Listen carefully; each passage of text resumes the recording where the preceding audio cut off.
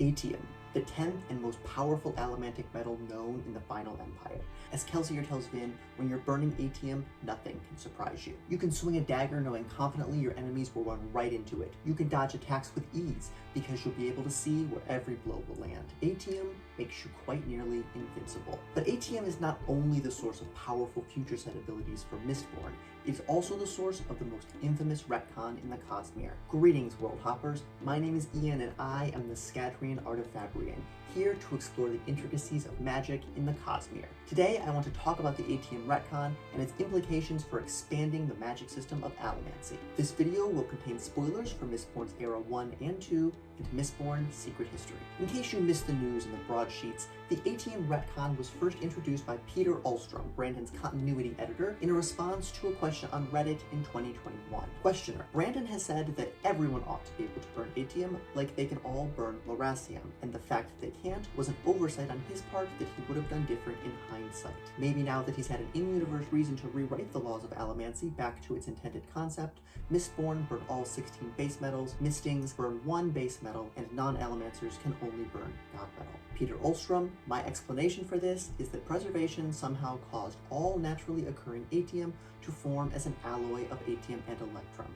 The Atium Mistings were actually Electrum Mistings. This response is the first concrete reference explaining the retcon that appears in the archive commonly referred to as the Words of Brandon, his apocryphal answers to fan questions outside of his books. Even though this one is technically a word of Peter Ulstrom, not Brandon, it has been confirmed by Brandon to be accurate moving forward in various other Words of Brandon. It's also worth noting that even though the original post that kickstarted most of this discussion around the retcon was made in 2021, the idea of an Atium Electrum alloy was first teased by Peter Ulstrom as early as 2009. At that time, however, it seems like Brandon and his team were still working out the finer details of the mechanics of the retcon. There are numerous articles and forum posts all over the internet discussing the retcon and what it means, but if you, like me, find combing through forum posts to be tedious, allow me to summarize it for you here. Atium, as it is understood by the end of Era 1, is a god metal. It is the solid form of the investiture of Ruin, his body, if you will. Atium can only be burned by a Mistborn and a very rare variety of misting that was not widely known about until the end of Hero of Ages. The former Obligator Yeoman is one such Atium misting, Sr. Demu,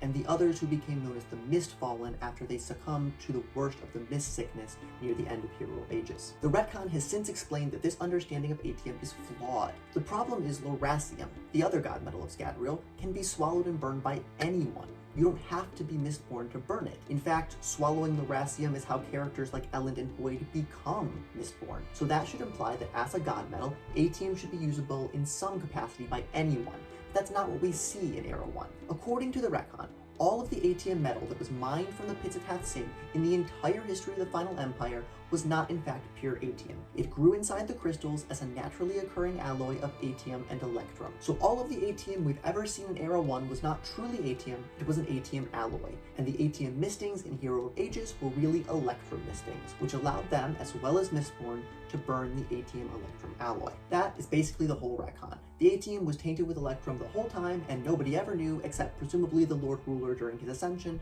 but he kept that part to himself. I've seen a lot of arguments about whether or not the retcon is good, whether it makes sense, and whether it ruins the ending of Hero of Ages. Personally, I think that it is a very clean and tidy explanation to fix a plot hole. It gives functional parity to the god metals, and it still preserves the ending of Hero of Ages. Nothing about the story is broken, undermined, or changed by this retcon. It's just an additional layer of information that the characters were not aware of. Exactly 1/16 of the men who fell to the mist sickness turned out to be Atium mistings. Even though they were actually Electrum mistings, they were still special and new because nobody knew Electrum mistings existed. Electrum wasn't a known allomantic metal until that very book. You might have noticed that the 1/16 math doesn't actually work out without this retcon. Elend reasoned that this 16th got the worst sickness because they could burn the most powerful of the 16 allomantic metals. But we learn in Era 2 that Atium isn't one of the 16 allomantic metals. The rest of the table is filled in with real metals, and Atium was put in its own category of god metals. We know that preservation used this number very intentionally as a sign to the people that it wasn't random, not to mention the cosmological significance of the number 16. So if 1/16 of the people who fell to the mist sickness could burn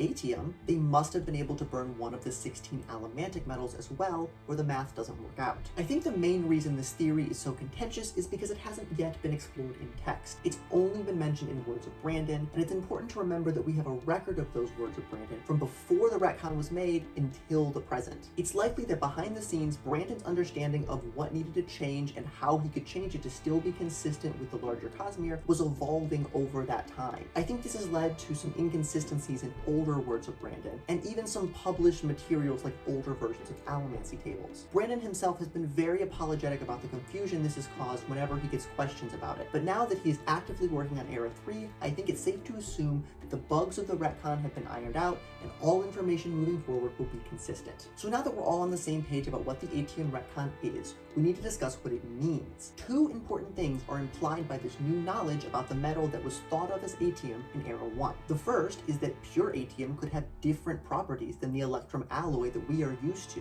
And the second is that if an Atium electrum alloy can be burned by electrum mistings and provides a different power from electrum itself, then the other 15 allomantic metals must also have Atium alloys that produce interesting and possibly very powerful effects. It's the second of these implications that I want to dive into here today. We'll save discussion of god metals for a future video.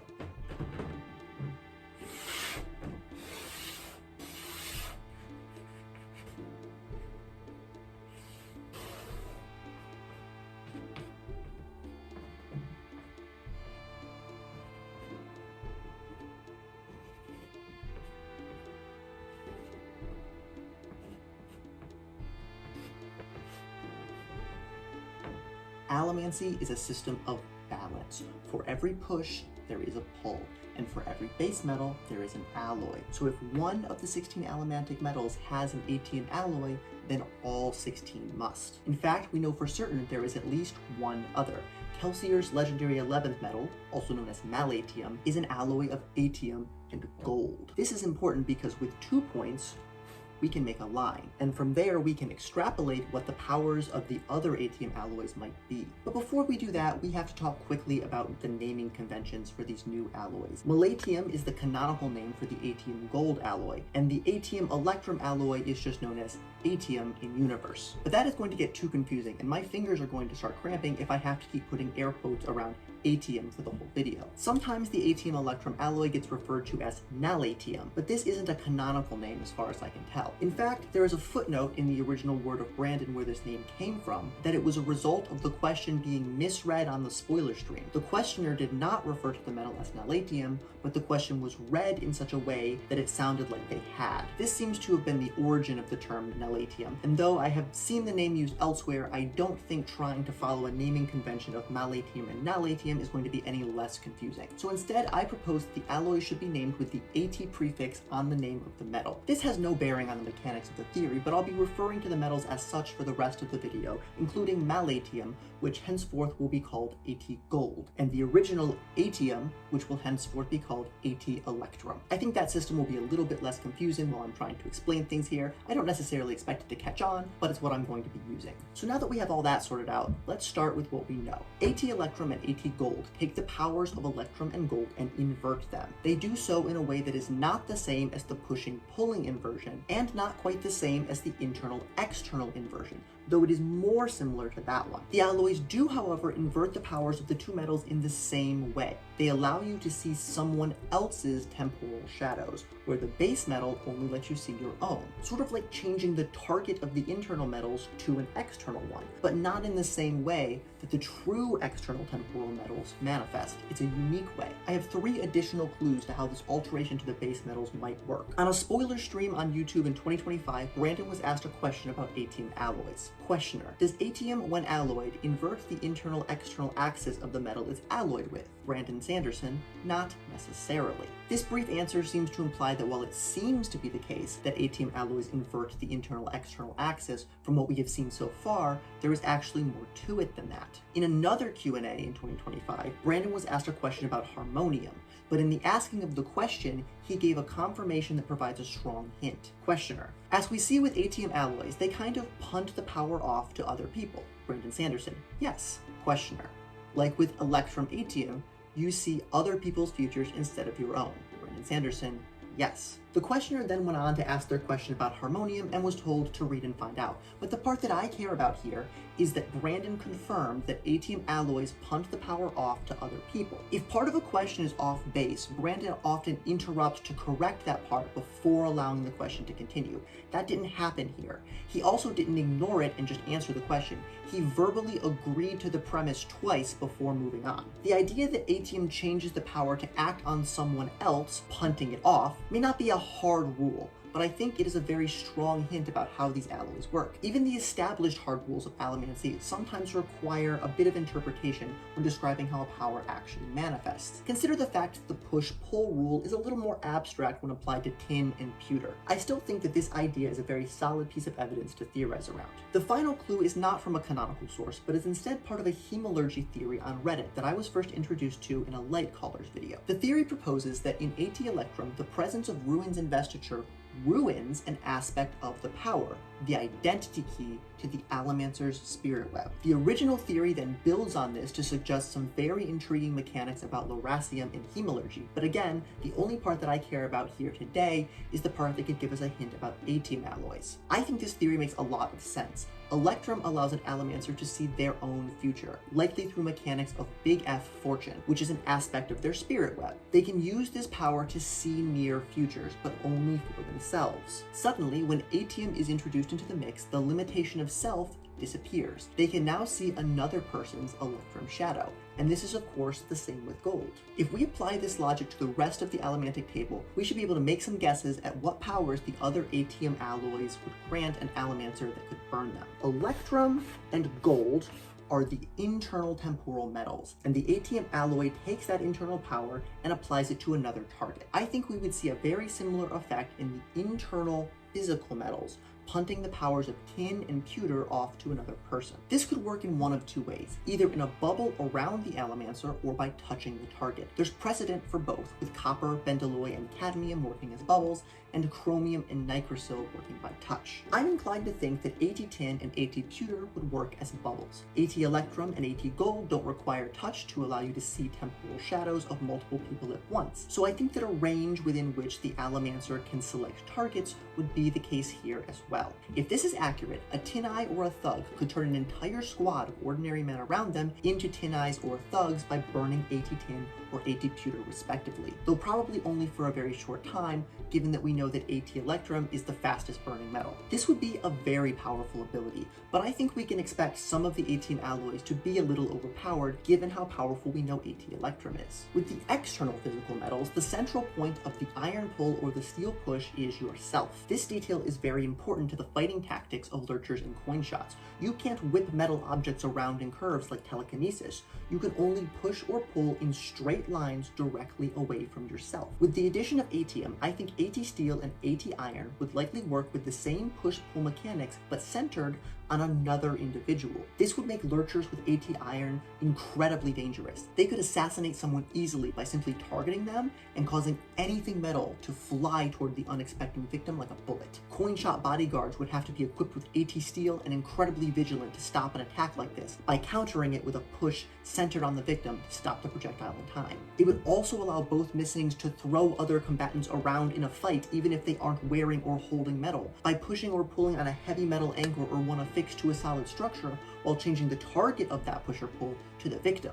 Anyone without allomantic steel or iron would be basically helpless against such an attack. AT steel and AT iron would also allow for some very interesting new angles when pushing and pulling to make fights even more dynamic. Another aspect of AT electrum we haven't discussed is that it gives your mind the capacity to process the information of all of those electrum shadows quickly enough to act on them. And I think here too, the Atium alloy could offer an increase in capacity to quickly visualize the complex trajectories of objects being pushed and pulled on a path with changing target points. Next, I think it's likely that the Atium inversion for the external mental metals would also be a change of target. this time from external to internal, allowing Mistings to soothe or riot their own emotions. This is something we know is currently beyond their powers, and I think this makes sense as an extrapolation from what we know. It's not as useful of an ability as AT Tin or AT Pewter, but burning AT Zinc or AT Brass could offer a Misting very precise control over their own emotional state, which could be useful in some circumstances. Breeze even comments in Era 1 that he sometimes wishes he had this ability. It also might be similar to Ferrochemical Electrum's ability to store determination. A rioter with AT Zinc could riot their own resolve during a stressful situation, like a Ferrochemist tapping determination. This is a little different from the others in the punting off the power sense, but the external mental metals already operate on a person outside yourself, so I think it makes sense in this context the power might loop back around to be used on the Allomancer. You could also think of it in the context of the limitation of not being able to influence your own emotions being the aspect that is ruined by the addition of Atium. We already know the effects of the Atium alloys for the internal temporal metals, but trying to speculate about the external temporal metals is a little bit trickier. Since Bendalloy and Cadmium make speed bubbles of distorted time around the Misting, perhaps the Atium alloys would let the Misting create speed bubbles around someone else. This could be very useful, allowing a slider to share their power with an ally, or a pulsar to trap someone in a Cadmium bubble without being trapped themselves. Alternately, AT Bendalloy and AT Cadmium could invert the effect from a bubble of distorted time around the Misting to a change in how time flows inside the Misting's own body. I first thought of this only in terms of the Misting's perception of time inside their own mind, sort of like a personal speed bubble. This could be similar to Ferrochemical Zinc, allowing for the storing and tapping of speed of thought, but this also could apply beyond speed of thought to other processes within the body. A pulsar could use AT Cadmium to slow their metabolism and keep from starvation, or keep a poison from spreading. A slider could use AT Bendalloy to speed up the body's natural healing of a wound, or metabolize alcohol more quickly to sober up. Coincidentally, both of those abilities would have been very useful for Wayne specifically. Although I think this second option might be slightly cooler, I think it's more likely that the first option is correct. Shifting the target of the bubble to another person is more in line with the idea of punting off the power to other people. As for the internal mental metals, it makes the most sense for AT Copper to allow a smoker to center a copper cloud on another person. That doesn't really offer any new utility though, as anyone inside a copper cloud already receives the benefits. It could possibly be used to extend the range of the copper cloud by allowing others to center their own copper clouds and position them accordingly, but the usefulness of that ability would be predicated on the range of the AT Copper Cloud ability being at least twice the range of the Copper Cloud itself, so that you could position the target just far enough away from you that the bubbles just barely overlap. We don't know a lot about the range of Copper Clouds. We know that between clubs and multiple smoker apprentices, though we don't know how many, they were able to cloak the entire shop, which seems to have been reasonably large, inside of a copper cloud. Maybe at the very least AT Copper would allow you to do the same thing with a single smoker instead of multiple Mistings, but it is rather anticlimactic for an AT alloy. For AT Bronze, if we follow the pattern, it would imply that a seeker burning the alloy could let others around them hear allomantic pulses, likely in a bubble such as I proposed for AT Tin and AT Pewter. Again, this seems of limited utility. It could have potentially been very useful to the Canton of Inquisition, but not as useful as simply granting the power with a spike, which would allow the Inquisitors to operate independently versus having to stay within the range of the one burning AT Bronze. And that leaves us with the 4 enhancement metals. These ones are by far the hardest to speculate about, because Chromium and Nigrosil already have exactly the same powers I would expect from AT Aluminum and AT Duralumin. I think potentially AT Chromium and AT Nigrosil could extend the power of a Leecher or Nicroburst to a bubble instead of touch. This would be a much more powerful ability. A Leecher having to get close enough to touch another Allomancer to drain their metals is a huge limitation. And in fact, the first time we see a Leecher in action in the Bands of Mourning, he's relying on the new technology of Et-Metal Allomantic grenades to get around the limitation of touch and be more effective in combat. An interesting point to note here is that Et-Metal, also known as Harmonium, is Harmony's god metal, and since Harmony holds 2 shards, his god metal is an alloy of pure Atium and pure Lerasium. So it does contain the investiture of Ruin as a core component, and when used in Allomantic grenades, it changes a touch range power to work in a cloud. We haven't seen a Nicroburst Misting in action yet, but one can imagine how much their utility would be improved for a squad of Mistings if they didn't have to be touching someone to use a Duralumin burst. For example, it would be very difficult for a Nicroburst to enhance a coin shot, considering how much jumping around they do in a fight. They can't give the coin shot a Nigrosil boost if they can't touch them, so the coin shot would basically have to give the Nicroburst a piggyback ride to be the most effective. With AT Nigrosil, the Necroburst could just stand a safe distance away and still be able to support the coin shot just as effectively. The biggest problem I see with this potential power set for AT Chromium and AT Nigrosil is that it doesn't really fit the mold we've been extrapolating from very well. It's not shifting the target of the power to another person, it was already targeting another person. But if we were to assume it behaves the way that I speculated for AT Zinc and AT Brass, then it would just be exactly the same powers as aluminum and duralumin again, and that doesn't make a whole lot of sense. Changing the range from touch to a bubble could make sense if we consider that the power targets the identity of the person being touched. So ATM stripping that identity would then allow it to target a person the Allomancer wasn't touching. But I think the biggest evidence that changing the range from touch to a bubble is the correct interpretation is the example with the Et metal grenades. There's ATM in the mix, and the range changing is one of the main observable effects. Also, if it's not that, then I just don't know what it could be. As for AT aluminum and AT duralumin, I think the answer might be a little bit boring and anticlimactic, but I think it would be functionally the same as AT chromium and AT nigrosil. I think that both leechers and aluminum gnats could burn their respective ATM alloys and be able to leech investiture from any target in a bubble around them, and Necroburst and duralumin gnats could boost investiture of any target in a bubble around them. I know it's not the most satisfying for both sets of powers to be the same, but I think it's what makes the most sense here, and it would allow for the gnats to use their power in an actually useful and cool way. And that completes the set. Predicted powers for all 16 allomantic alloys. As metallurgy technology advances on Scadrial into Era 3, we might actually get to see some of these mechanics in action and find out if my predictions are correct. But until then, you can let me know in the comments below what you think of this theory. Are there any ATM alloys that you think I got incorrect? We've only scratched the surface here of all that is implied by the Atium Retcon. There's still the allomantic nature of pure Atium and other god metals to consider, like what would happen if you burn Trellium? Could you make a unique alloy of all of the allomantic metals with every god metal? And how do these alloys affect ferrochemy and hemalurgy? If you'd like to explore the answers to these questions and more, be sure to subscribe and join me on my journey through the Cosmere. Until next time, World Hoppers.